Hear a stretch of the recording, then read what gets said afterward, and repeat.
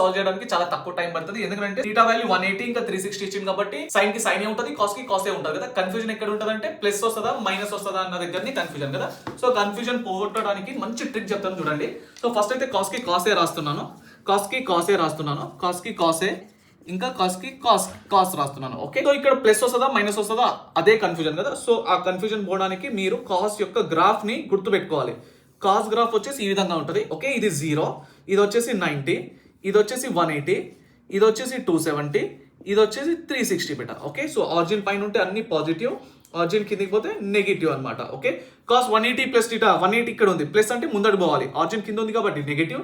Cos 180 minus theta, so 180 ఇక్కడ ఉంది, so వెనక్కి పోవాలి మైనస్ అంటే, సో ఆరిజిన్ కింద ఉన్నది కాబట్టి మళ్ళీ నెగిటివ్. కాస్ 360 ప్లస్ టీటా, 360 ఇక్కడ ఉంది కదా, రైట్, సో ముందడు పోవాలి, ముందడు అంటే ఆరిజిన్ పైన ఉంది కాబట్టి అన్ని positive. Cos 360 minus theta, so minus అంటే వెనక్కి పోవాలి, ఆరిజిన్ పైన ఉన్నది కాబట్టి పాజిటివ్.